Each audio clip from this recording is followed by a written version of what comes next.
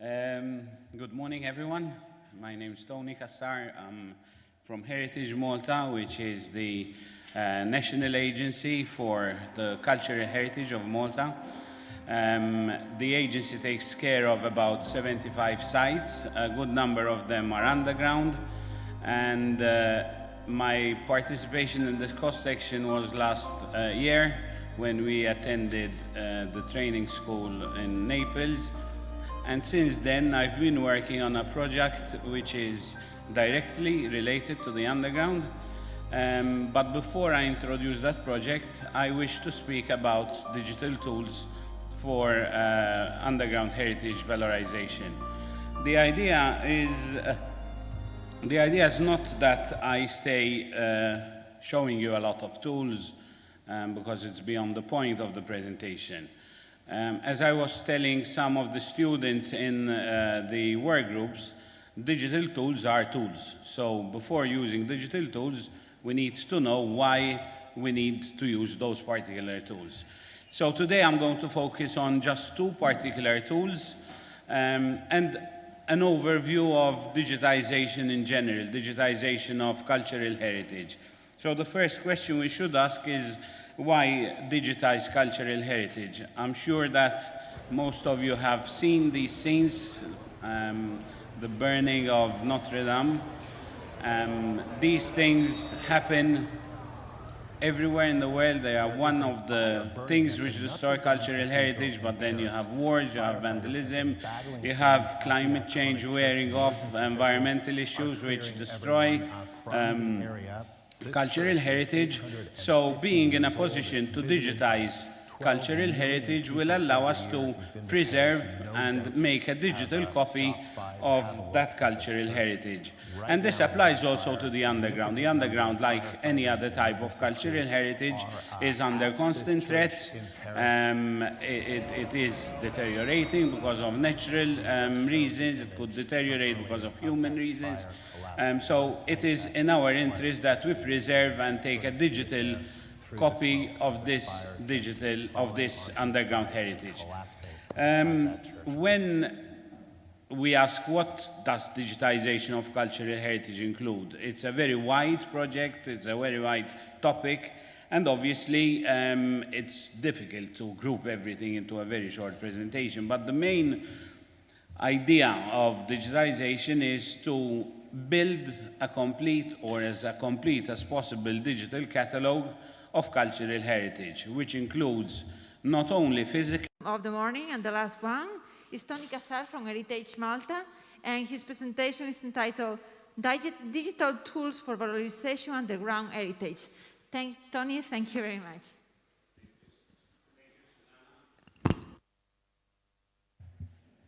Is that better? Yeah. Okay. Good morning, everyone. My name is Tony Cassar. I'm from Heritage Malta, which is the national agency for the cultural heritage of Malta. The agency takes care of about 75 sites. A good number of them are underground. And my participation in this cost section was last year when we attended the training school in Naples. And since then, I've been working on a project which is directly related to the underground.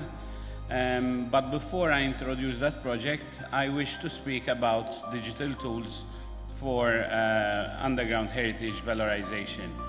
The idea is not that I stay showing you a lot of tools because it's beyond the point of the presentation. As I was telling some of the students in the work groups, digital tools are tools. So before using digital tools, we need to know why we need to use those particular tools. So today I'm going to focus on just two particular tools and an overview of digitization in general, digitization of cultural heritage.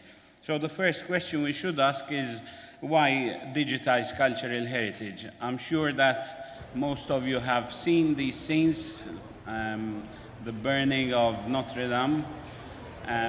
These things happen everywhere in the world. They are one of the things which destroy cultural heritage, but then you have wars, you have vandalism, you have climate change wearing off, environmental issues which destroy cultural heritage. So being in a position to digitize cultural heritage will allow us to preserve and make a digital copy of that cultural heritage. And this applies also to the underground. The underground, like any other type of cultural heritage, is under constant threat. It is deteriorating because of natural reasons. It could deteriorate because of human reasons. So it is in our interest that we preserve and take a digital copy of this underground heritage.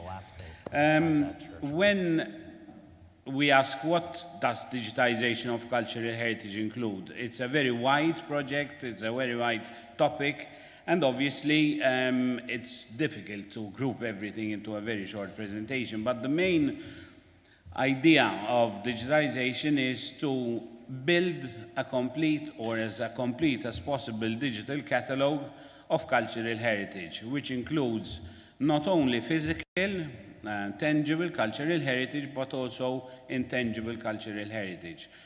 Over here, we're speaking about the underground, so we're focusing more on the physical, on the tangible cultural heritage. But we're looking also at the environment underground, the caves, the tunnels, whatever, but also any artifacts which are found in these locations. So, for example, I'm working with the working group about Paros, and the cave, the mine is the underground environment, but anything found in the cave would also form part of the cultural heritage of that location. When it comes to digital tools, these are constantly changing. Technology is constantly changing, so we need to somehow adapt and use tools even from other disciplines. So digitization is a very horizontal practice, and digital tools have been primarily developed for industry, including engineering, architecture, but we are now incorporating these kind of tools into cultural heritage preservation. And the idea of digitization of this cultural heritage is the protection of this digitized cultural heritage. So once we collect all these digital assets, we need to make sure that they are safe and this digital copy can be accessible to the public. The long-term preservation of this digitized cultural heritage, so one of the things which is changing constantly is obviously technology, so we must make sure that the formats, that the digital files that we have today will be readable in 10 years, 20 years' time, and obviously be upgradable to different formats in the future. Also, the primary objective of all this digitized cultural heritage is to increase accessibility, because it's like having a fantastic library, but no one can access the library. It's completely useless in that case. And digital offers a lot of advantages to make cultural heritage accessible, because nowadays, from a simple mobile or an internet connection, you can access huge libraries, huge catalogs, and have access to cultural heritage which normally would not be available. So it could not be available because it's far away and I don't have the money to travel in that country. It could not be accessible maybe because it's in a dangerous state, because the cave is about to fall down, or it's not safe to go into a particular environment. Also, it could not be accessible sometimes because a lot of collections in any museum or in any archaeological site are normally in reserve collections which are not available to the public. So the digital aspects makes all this cultural heritage now available to the public. And in this line, it's very important that all of you start appreciating the potential and the opportunities of using digital in your projects. In fact, the European Union is putting a huge amount of pressure and a lot of investment in digitization through projects like Europeana. And digitization of cultural heritage is an integral part of European policy in regards to cultural heritage. So It's no longer as a fringe activity, it's now become a central core of any cultural heritage preservation activity or project that the European Union is funding. Obviously, once we have all this content, once we have all this digital content, we now have a tool to make cultural heritage accessible but also attractive to the public. Museums and cultural heritage sites face a big challenge of attracting visitors. The previous presentation was about how you can get a business model, how you can make sites sustainable, but obviously understanding your audience and making sure that your sites are attractive to the public is a very basic approach when developing a cultural heritage site.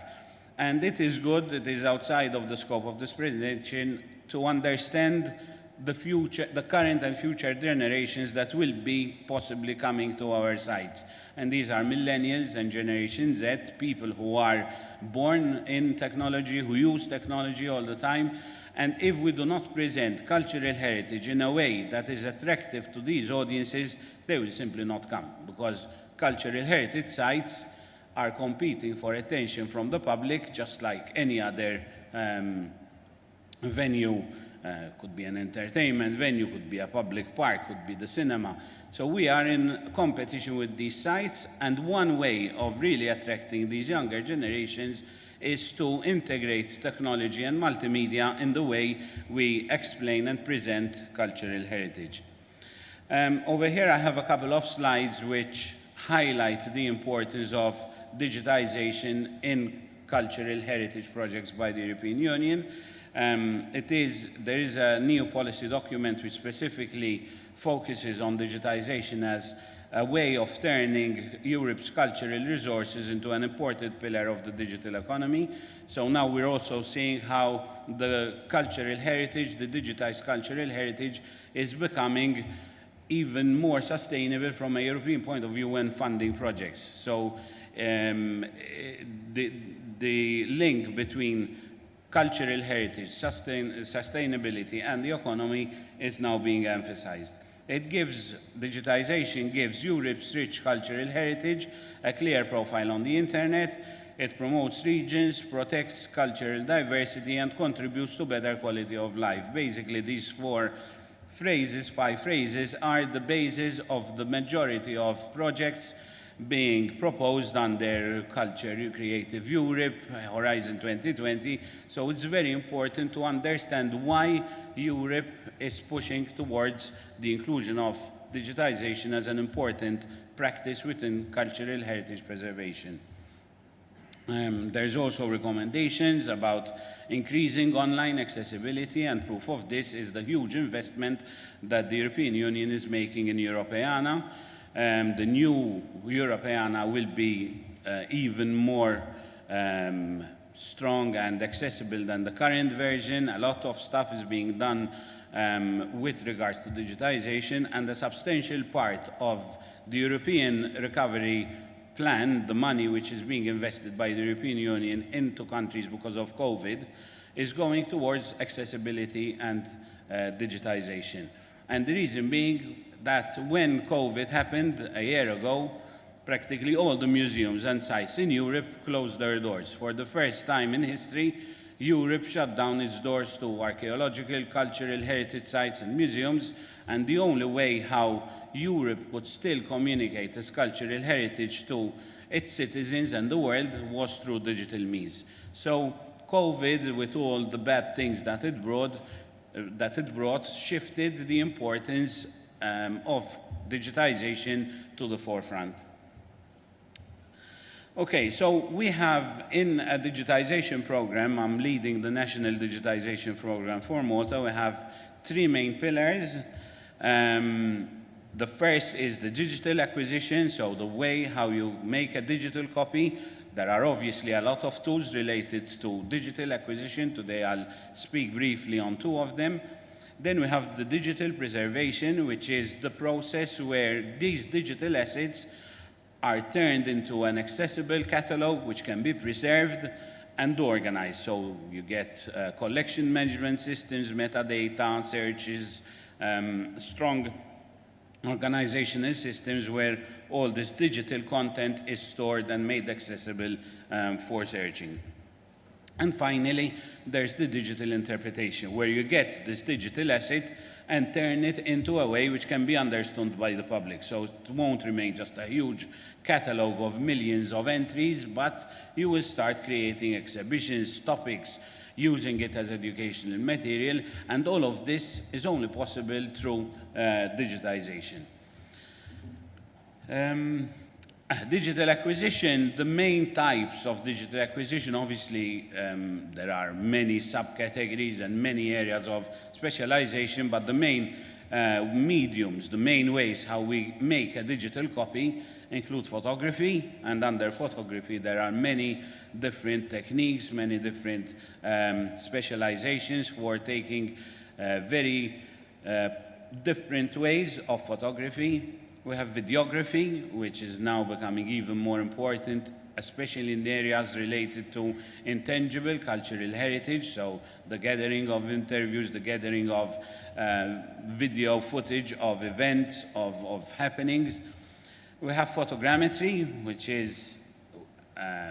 which comes out of photography. It's the topic I'll be speaking about shortly. We have LiDAR, which is a form of light acquisition to record data. We have handheld scanning, which is growing a lot in importance. It's a technology which was developed primarily for the engineering industry. It's the way planes are built and cars are designed.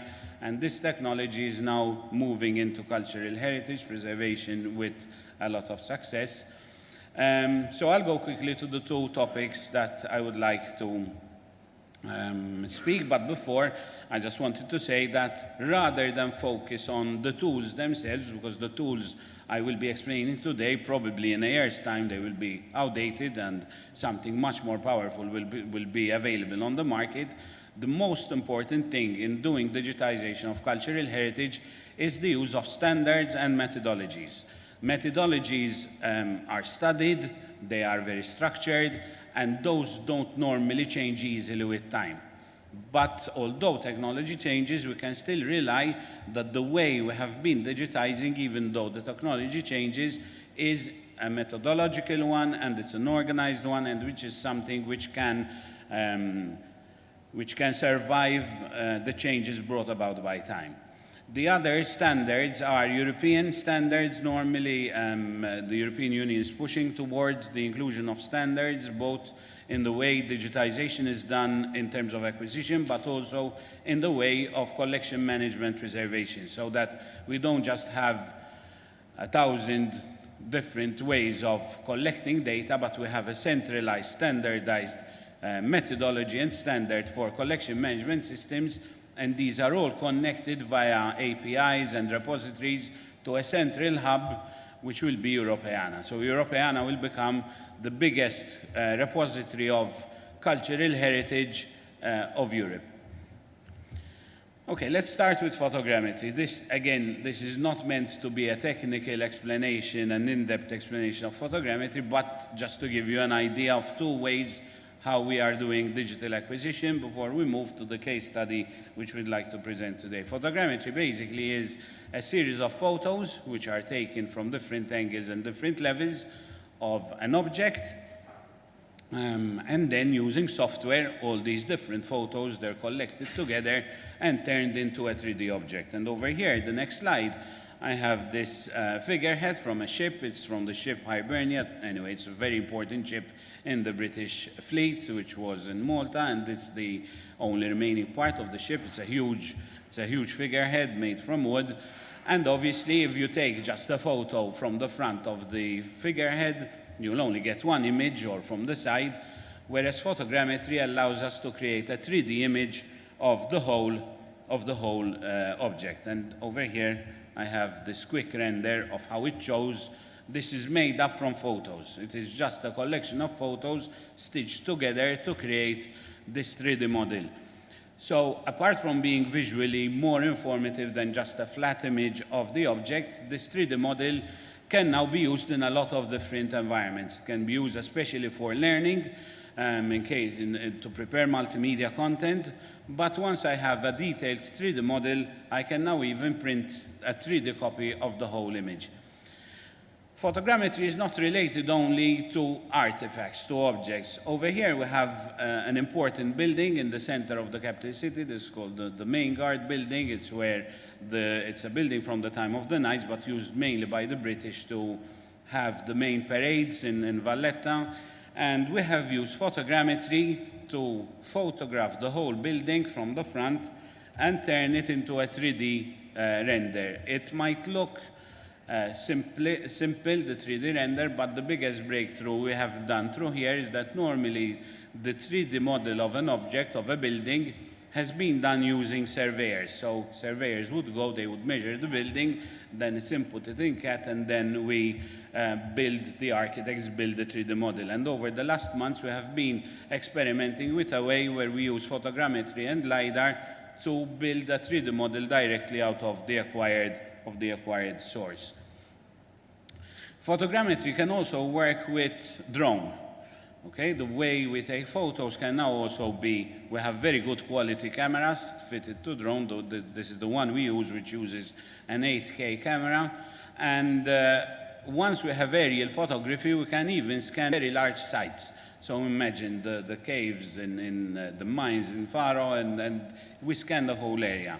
Over here I have a small example. This is our office. The blue, which looks like a tsunami, is just the sea, but forget it. But this is the main building in Bigi, where we used aerial photogrammetry to build a 3D render of the building. And the good thing about it, we use targets, we use geolocators to know exactly the positioning of the building.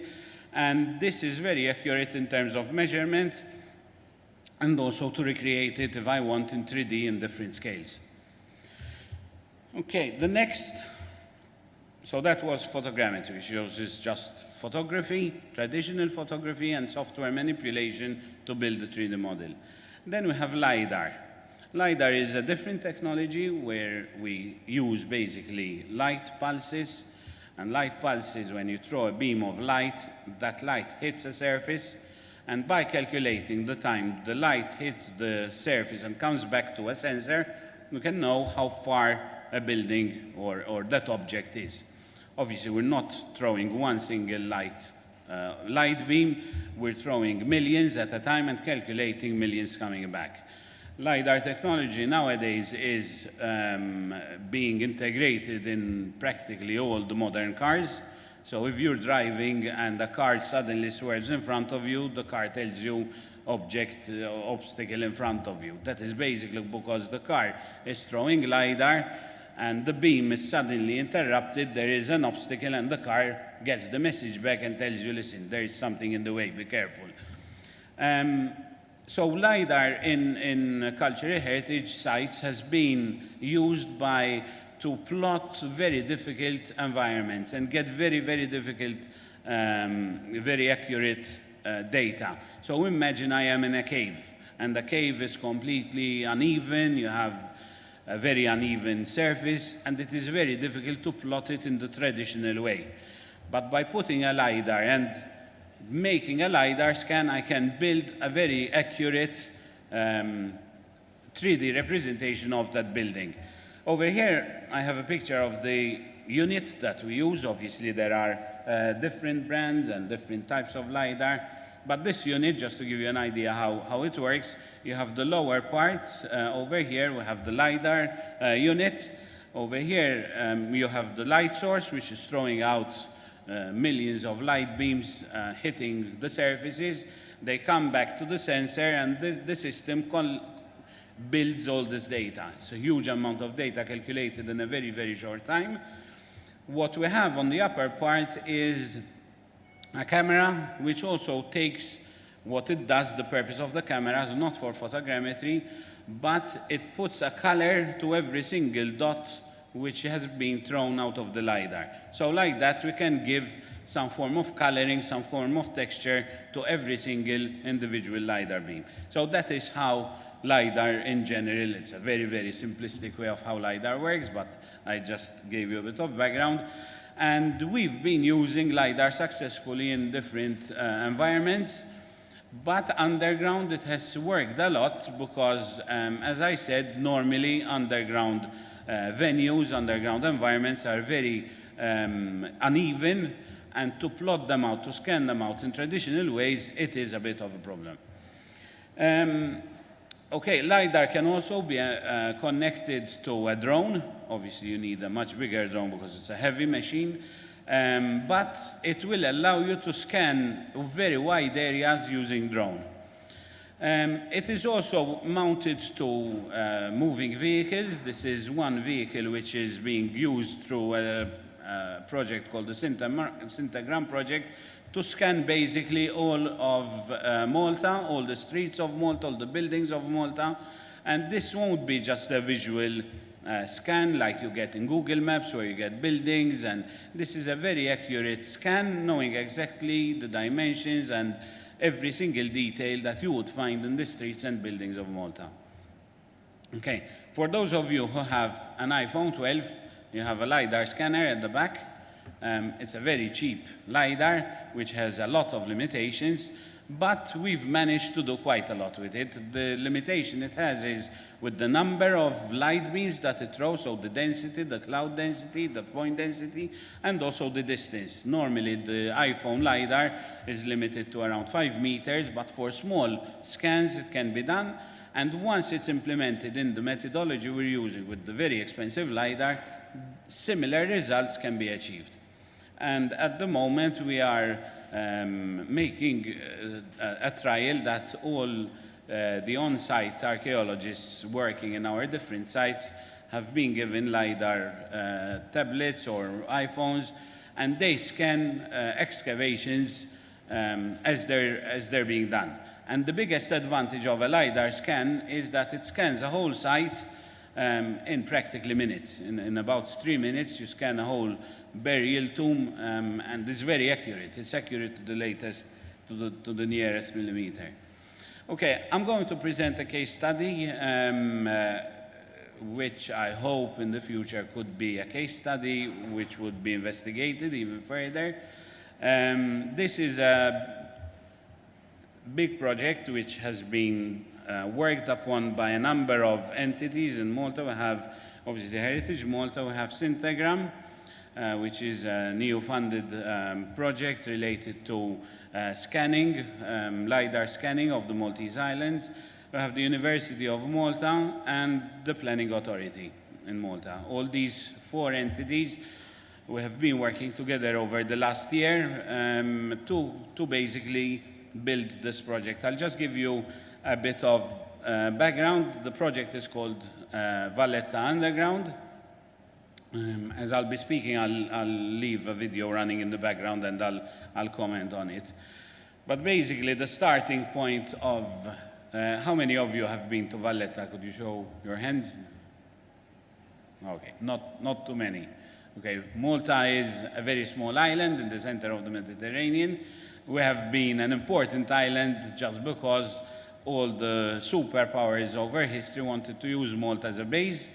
It was a fortified base for them, and being in the very middle of the Mediterranean, they wanted to use Malta as a strategic military base. And the most famous, probably one of the most famous colonizers of Malta were the Knights of St. John, which you must have all heard about. And the Knights were in Malta, and one day in May in 1563, an armada of about 60,000 Ottomans, Turks, approached Malta. Malta had about 400 soldiers between knights and locals, and they attacked Malta. The plan was that once Malta is taken, they would invade the rest of Europe, Italy, whatever, and Europe would be taken over by the Ottoman Empire. So the siege lasted for a few months, 5 months, and in the end, the Turks lost and went back, and this became the famous siege of Malta. But as a direct result of the siege, so on this side, you have the 3 cities where the knights were based. In the middle, you had a big expanse of land, which was just rock. And the knights said, what will probably happen, the Turks will come back they will come with even bigger forces. Malta's completely undefended. The few defenses we had were mostly destroyed. So they said, we want to build a city. A city in the middle of a very good Grand Harbor, because it is a deep water Grand Harbor, and the Knights wanted to protect this harbor from any future invasions. And the Pope sent his own military engineer who designed Valletta. In 6 days he presented the first plan, and the idea was to build the capital city of Malta into a fortified city. So this was a different type of city from other European cities. It was built primarily as a fortified city to withstand another great siege. And because of that, a lot of rules were built, were included in that. Every house had to have a cistern. Now, for you who don't know, the rock in Malta is limestone, soft limestone, which can be dug. And so as a rule, every house had to have a water cistern, simply because if you have a siege, you depend on water. So no house could have a garden in Valletta, because gardens take out, they need water. Also, this was one of the very first European cities where the whole sewage system was underground. So before, at this time, sewage would be thrown out in the road in channels, and this time, even because of military necessities, sewage had to be underground so that you could limit disease and make the place a better place to live in, even though it was a small place. Okay, and anyway, the city started being built. Also, the military engineers of the time, they included a lot of tunnels and links between one palace and another, so that if there is an invasion, soldiers could move underground. They had communication systems. The sewage system, which was dug at a different level, basically connected every single house and palace in Valletta using gravity, so that the rubbish, whatever comes out, is channeled to the sea. Okay, so this is the plan. This is Valletta. This is the capital city of Malta. It's a Baroque city. It's a very small city. It's built in grid form. As you can see, all the roads, they form a grid. And in each one of these blocks, you had main palaces, and you had the main buildings of Valletta. Okay, so that is the background of the project. We're speaking about Valletta, and we're speaking about a city which in World War II was the capital of a country which was the most bombed place on earth. Basically, the Nazi regime was trying to blitz Malta out of its existence so that the British would lose a very important strategic island in the middle of the Mediterranean, and the North African campaigns and whatever could be taken over and managed much better than with the British, with their submarines and stuff in the middle. So this is an aerial view of Valletta, and this is Valletta today. And as you can see, this is the Cathedral of St. John, and underneath all of these streets, there is another world. There's literally another world which, since the war, has not been opened up and explored and documented. And what this underworld is basically layers of history from the time of the Knights and then the time of the British, where the underground soil of Valletta has been dug out to create huge cavernous places. And the reason why these places have been built is that the same stone used to build Valletta was dug out from the ground in Valletta. Those big cisterns, those big quarries, were turned into cisterns to store water, so that Valletta had its own storage water system. And there were tunnels which were also used for sewage. In the Second World War, since the inhabitants of Valletta were continuously being bombed all the time, I remember my grandmother saying that they would go in one day and come out a week later, because the air raids would not stop. So we would go in and try to take shelter in the rocks. And obviously these tunnels were enlarged, and they were dug out even more. Those who had money would even have a small private cubicle dug out for their family. But you have to imagine that in this place, the underground of Valletta, more than 40,000 people lived daily in the war. So imagine 40,000 people crammed in here, getting born, dying, procreating, disease, the smell. But the worst thing of all was the sound. So imagine you are living in a subwoofer, and the subwoofer is at full blast, because on top of the rock, you're receiving tons of exploding bombs, and basically, this is the history in a very short way. This is the history of this underground. And what we've started to do is that a year ago, we have started using LiDAR to scan this huge building, this huge complex of tunnels. We have scanned 2 main roads. There are obviously much more, but it's still a very big area. Some tunnels are not even documented well, so it was a question of exploration to a certain sense. It was initially quite dangerous because we had to monitor continuously for gases, so I had the civil protection with us. There were some areas where there were collapsed tunnels, which had to be cleared out to go in and work there. And basically, I spent 3 months of my life in the underground.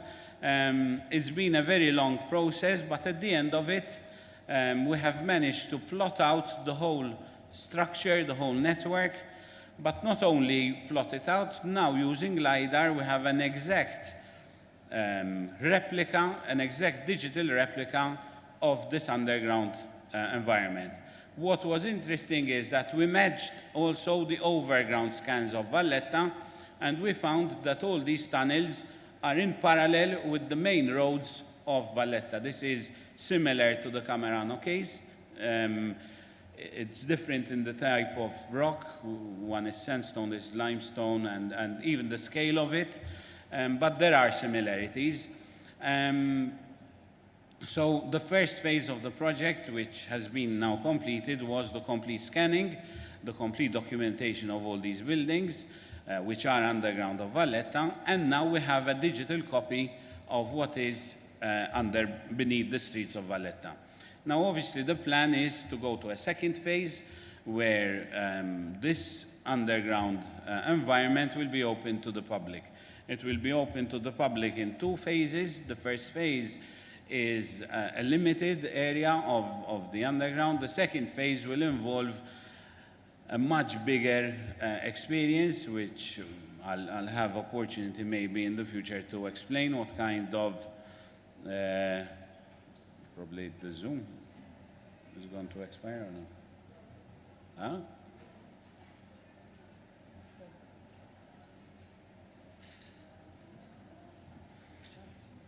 Generation.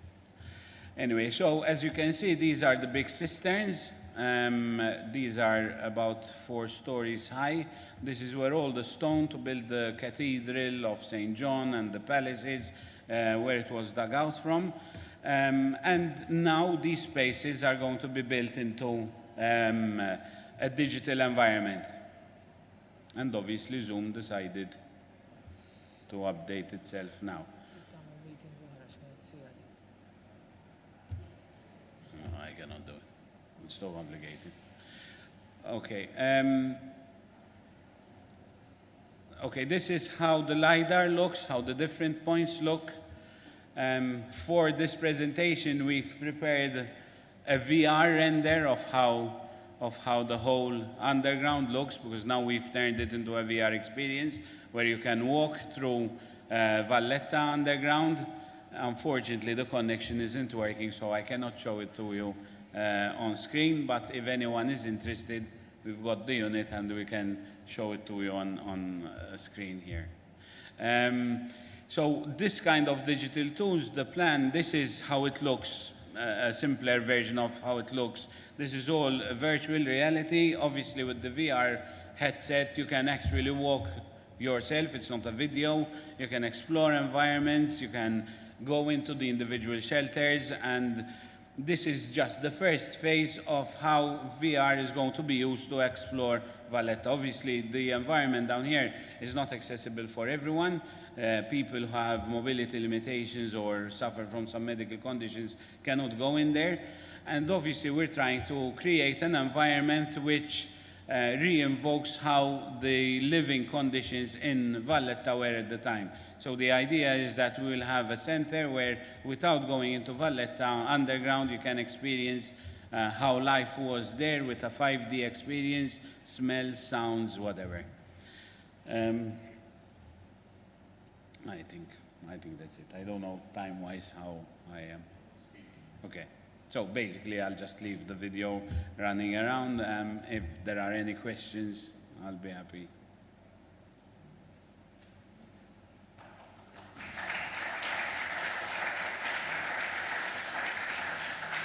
Thank you, Tony.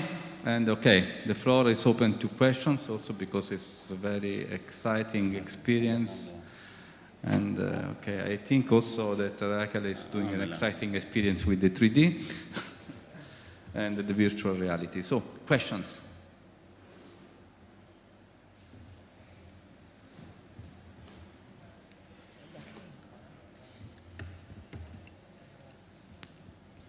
Thank you for the presentation. I was wondering if, together with the photograph and the previous slide, at what point is also the holograms and being able to actually provide this? I guess that with the virtual reality, they're passing by, so they're not as much necessary as before, but I was just wondering as you're... Holograms? Yes.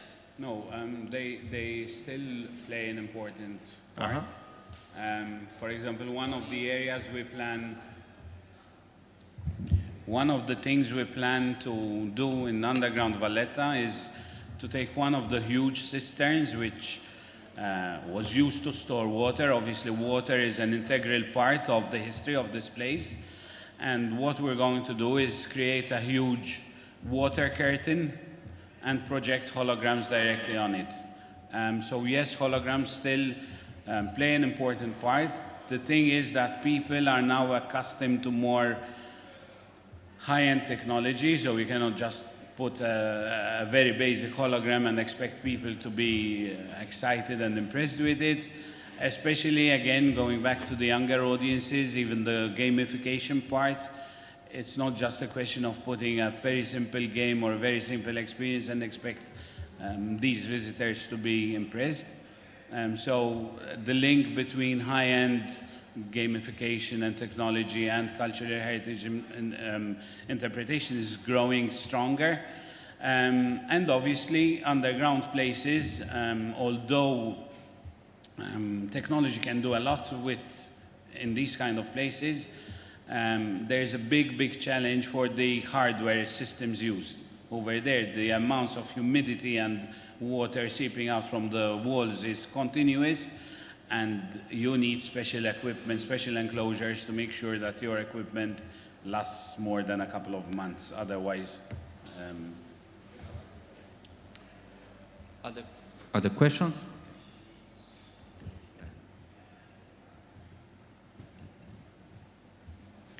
So thank you, Tony, for a very interesting presentation. I was wondering, so you talk about the necessity of having standards for the digitization.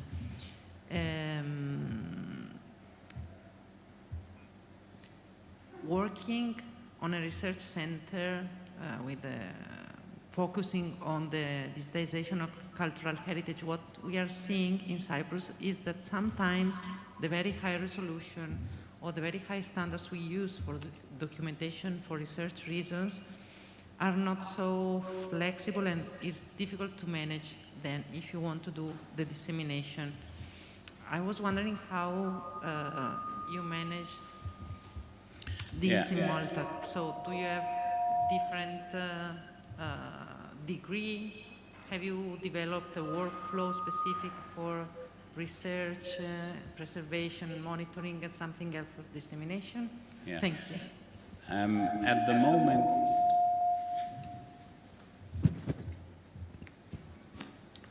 at the moment, the availability of standards for digital acquisition are far and wide in between. In fact, the European Union is funding a number of research projects which are aimed at creating standards because they don't exist. Like, for example, standards.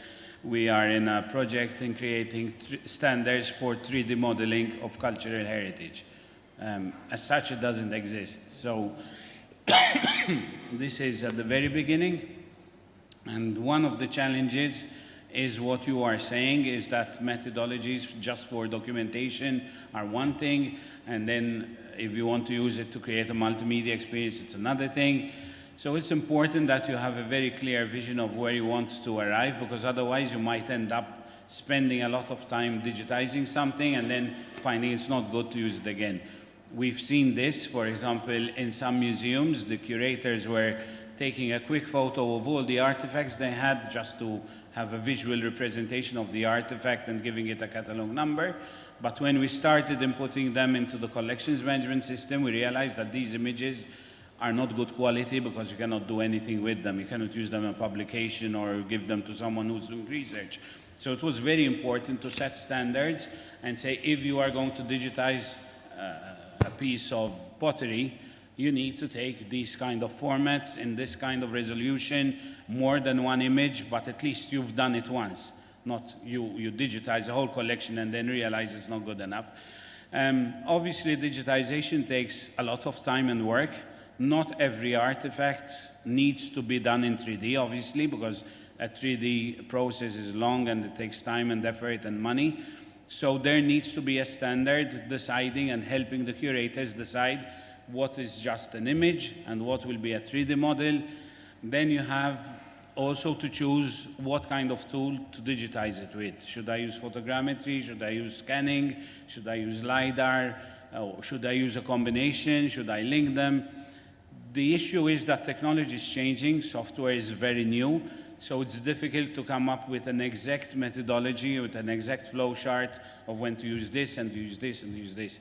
So I think the best way of doing something like this is to have a multidisciplinary team approach where you have the curators involved in the digitization, you have IT.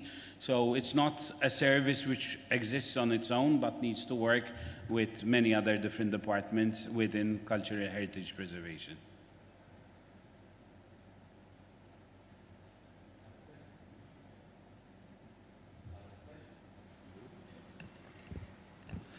Other questions? Giuseppe, Okay. No, it's just good. wanted to tell you, we've managed to connect what you're, I mean, it's very bright, but what you're seeing on the screen is what Raquel would be seeing through the VR set. So practically anyone who has a VR set can connect to this system and go down Valletta and explore the streets and walk around, take his time, explore different areas. It's a completely different experience from a video where you're given just one view. Also, this is the first step in the whole VR experience, which we wanted to get ready. It's the first time we're showing it to the public today. But obviously what will be happening in the coming weeks and months is that this VR experience will be enhanced much more, where you can get a lot of information. And we are thinking that these kind of VR experiences will start replacing websites. So instead of going into a website and finding a long article and you have to read and maybe just a few images, you go to a place, and this could be implemented in any of the underground locations you're working on in your case studies and your workshops. You go into the underground and you explore it, you read about it, you experiment it. And for anyone who says that this kind of VR experiences will make visitors not visit the site, I think it's not correct, completely incorrect, not to say something else. It's just a very good way of marketing your site and getting people interested to go in a site because they've experienced it in a very personal way, much more than in a brochure or in a website. Another question related to this. We are discussing a lot of the use of virtual reality or 360 videos and application on-site or remotely. So from what I understand, you're thinking about a remote use of Yes. this. Okay. Remote both on the web, so you can find this on the web and Yeah. use it from your home and wherever you are. But we will also have a physical building where someone who cannot go in the underground, we've done it with the catacombs. The catacombs themselves are inaccessible if you have a wheelchair or you have mobility issues, and it doesn't make sense to make them to install a lift or make ramps or whatever, because the environment itself is meant to be what it is. So at least if you cannot physically, for some reason, experience the physical experience of going underground, you can use these tools to at least see how it looks. And the more realistic we make it, the more close to the real life experience it becomes. Are you thinking also maybe to use the, okay, not virtual reality, but maybe augmented reality Yes. for on-site visits? Yes, Okay. yes. The idea is, it depends on the location. Like in underground Valletta, it's difficult to use the augmented reality because you have to be careful where you're walking. And we do not want to improve the place to a point that you lose the excitement of going into the place how it was, and you lose that exploration feeling. So even the way we're putting lighting and services, it's minimally invasive. You literally go down with a torch stuck to your head and you have to explore like that. So the more digital tools we put in, the more ancillary services we have to put in. So we have to find a balance between safety and the limitations. But yes, augmented reality will definitely take virtual reality to another level, because over here you're seeing the tunnels, but imagine instead of these tunnels, you're seeing them full of people actually staying there, and you can better imagine how life looked in the tunnels and the shelters with people actually there.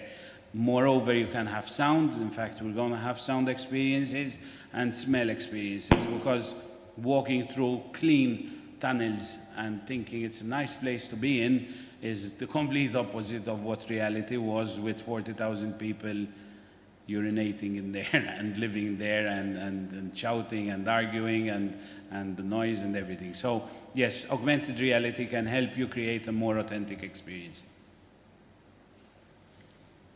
Other questions?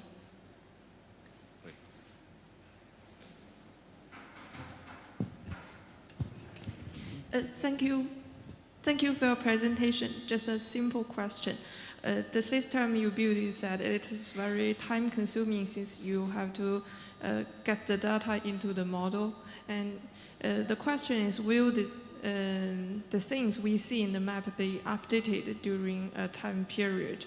Or if it is possible to put some part, if there's a clock falling, like for example, you take the new images and integrate it into the previously collected data. Is that possible? I am sorry, I didn't get the question. Okay. Can you explain a bit? Yeah. Because you said you collect the data using laser and etc. and build that in the model. And my question is, what if in the future days the underground structure has changed a little bit? Will you be able to update the things you present to the audience? Yes, because this, what you're seeing here, is just one of the outputs of the data we've used.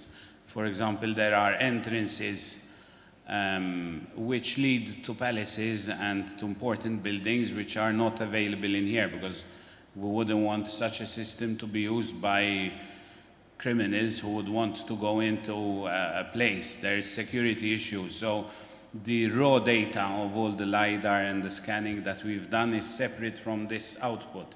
So yes, if there will be changes, if there will be new explorations in the future, yes, we'll keep on adding to the main raw data. So that's why it's important to structure the digitization well, so that if in a year's time you want to keep on adding to the data, you don't find out that you've messed around with it in a way that you cannot keep on adding on to it.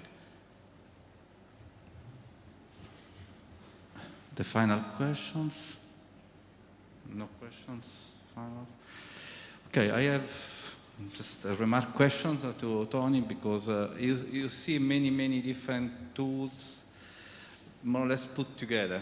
In reality, all these tools are part of a construction. They can have other many uses, and they can be more or less part of a process starting from beginning, because we need to know, as also Shirley told us, we need to know what.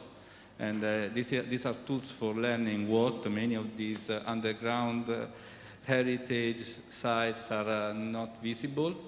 So also it's a way to learn about them. So what we do is also in the beginning of our proposition, our value proposition, we need that. But all this can be also a necessary tool for guaranteeing safety to the users. We don't know yet the users, but we need also to guarantee a monitoring of the heritage also through these tools.